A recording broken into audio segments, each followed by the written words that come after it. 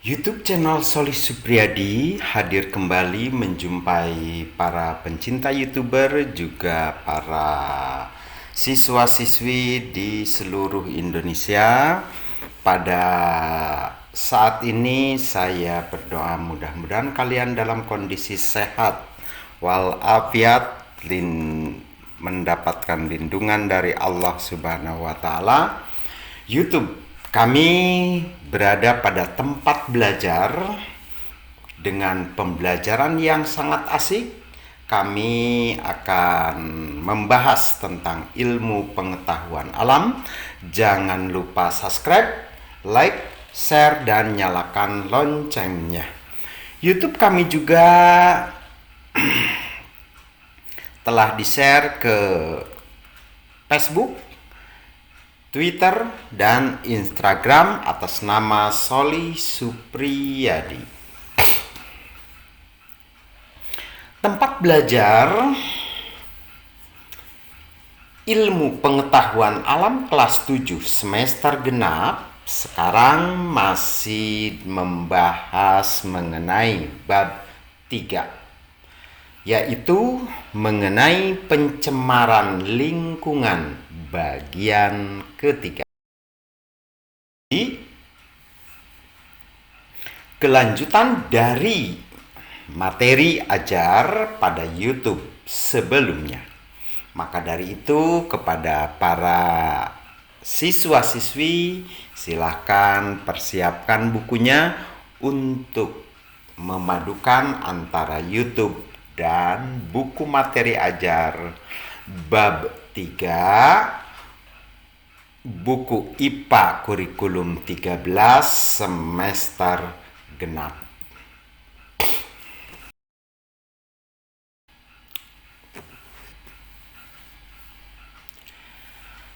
Yang akan kita bahas sekarang adalah pencemaran air, ya. Air merupakan kebutuhan pokok, kebutuhan utama. Kita setiap hari, setiap makhluk hidup pastilah membutuhkan air. Karena air merupakan bahan kehidupan setiap makhluk hidup, baik tumbuh-tumbuhan, binatang, dan manusia. Maka oleh sebab itu air harus kita jaga, ya. Jangan sampai tercemar, karena walaupun jumlah air itu banyak, tetapi tidak semua air dapat kita gunakan untuk kebutuhan kita sehari-hari. Kita sangat membutuhkan air yang bersih, yang layak untuk berbagai kegiatan, ya. Nah, kalau yang diumpamakan seperti pada gambar, apakah ini layak untuk kehidupan kita atau kehidupan makhluk-makhluk lain? Menandakan bahwa air seperti ini adalah tidak layak untuk, ya, kebutuhan kita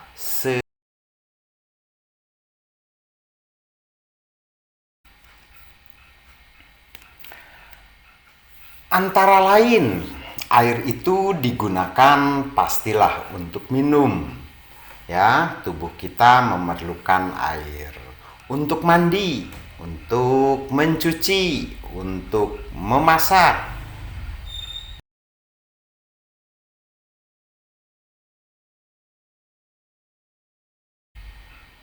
Dan masih banyak hal-hal lain yang selalu berhubungan dengan air.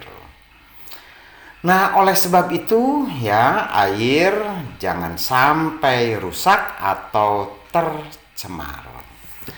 Salah satu ciri air bersih adalah tidak tercemar, seperti nampak pada layar kalian. Nah, ini adalah air yang begitu bersih, yang masih jernih, yang layak dan dapat digunakan untuk membersihkan badan kita atau untuk membersihkan pakaian, walaupun air itu berada di sungai, begitu ya. Lain halnya seperti gambar berikut ini. Nah, air ini ya, air yang telah tercemar. Bagaimana ya air itu dikatakan tercemar? Ini contoh ya, air yang sudah tercemar memiliki warna ya yang berbeda, apalagi kalau sudah memiliki rasa dan bau juga sudah berbuih. Ini menandakan bahwa air tersebut telah tercemar dan ini sudah tidak bisa digunakan untuk kebutuhan kita sehari-hari. Air dikatakan tercemar apabila air itu sudah berubah. Apanya yang berubah? Bisa warnanya, bisa bau, atau rasanya. Nah, itu menandakan bahwa air itu telah tercemar. Ya. Nah, air yang telah tercemar itu hati-hati jangan sampai kalian menggunakannya. Sesuai dengan hasil kegiatanmu, air yang tercemar memiliki keasaman yang berbeda dengan air yang tidak tercemar atau air bersih. Ya. Nah, jadi keasaman dari air yang telah tercemar itu berbeda dengan air bersih. Pencemaran air yaitu masuknya makhluk hidup, zat, energi, atau komponen lain ke dalam air. Nah, masuknya makhluk hidup yaitu ya seperti adanya bakteri-bakteri, adanya zat seperti sisa-sisa produksi, atau bisa juga ya hasil dari cucian rumah tangga yang mengandung deterjen, adanya energi ya, adanya komponen-komponen lain yang masuk ya ke dalam air. Ini biasanya ya komponen lain itu dihasilkan dari ya hasil-hasil limbah industri yang dibuang ke sungai.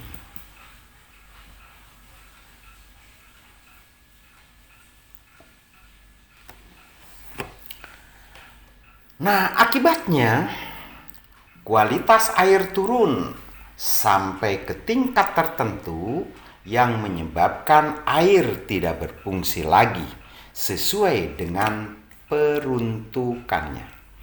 Kalau kalian perhatikan pada gambar, apakah masih layak air seperti ini kita gunakan untuk minum, untuk mandi, untuk mencuci badan dan lain sebagainya, atau mencuci pakaian? Nah, air seperti ini sangat berbahaya untuk kebutuhan kehidupan makhluk hidup.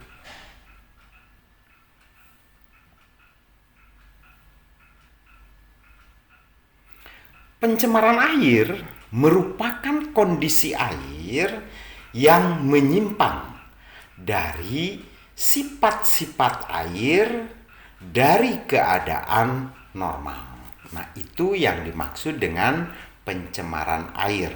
Jadi bila air ya sifatnya sudah tidak layak, tidak sama dengan air-air pada umumnya, maka air itu dikatakan telah tercemar. Seperti bisa dalam warnanya, bisa dalam baunya, bisa dalam rasanya. Nah, ini dimungkinkan bahwa air tersebut dikatakan telah tercemar. Bagaimana kalau air seperti ini? Sangat indah. Nah, kualitas air menentukan kehidupan di perairan, laut, ataupun di sungai. Nah, ya, bila air itu belum tercemar, maka kehidupan di dalam air itu akan normal seperti adanya ikan atau binatang-binatang lain yang bisa hidup di dalam air, baik itu di lautan maupun di sungai.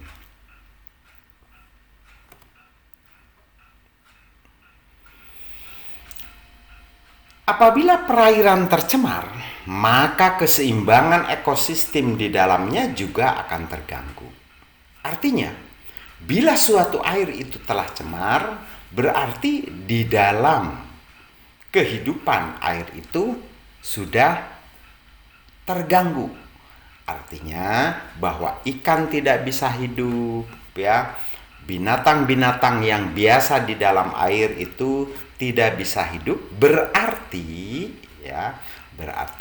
keseimbangan ekosistem di dalam air itu telah berubah atau terganggu karena binatang-binatang yang biasa di dalam air tersebut sudah tidak mampu hidup lagi. Air dapat tercemar oleh komponen-komponen anorganik, di antaranya berbagai logam berat yang berbahaya. Nah, logam-logam berat ini biasanya dihasilkan dari sisa-sisa produksi di pabrik-pabrik. Komponen-komponen logam berat ini berasal dari kegiatan industri, ya. Nah, jadi kegiatan industri itu ada kalanya menghasilkan logam-logam berat. Kegiatan industri yang melibatkan atau penggunaan logam berat, ya, antara lain industri yang menggunakan logam berat itu diantaranya industri tekstil, ya. Kenapa? Karena dia menggunakan cat dan lain sebagainya. Pelapisan logam, ya, tinta atau cat pewarna, percetakan, bahan agrokimia, dan lain-lain. Nah, itu merupakan sisa-sisa dari industri.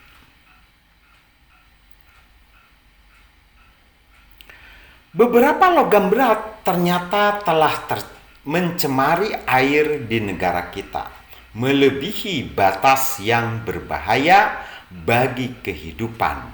Ya, nah ini pendapat Bapak Wisnu pada tahun 1995. Beliau mengatakan bahwa air di kita itu telah tercemar. Begitu ya. Nah, sampai di sini materi ajar membahas tentang pencemaran air. Mudah-mudahan apa yang saya sampaikan sangat bermanfaat untuk kalian. Terima kasih telah hadir di YouTube channel kami. Semoga apa yang saya sampaikan kalian bisa memahami. Mari kita jaga lingkungan air kita supaya air tetap berfungsi sesuai fungsinya. Maaf bila banyak kesalahan. Salam sehat, salam cerdas. Kalian pasti bisa.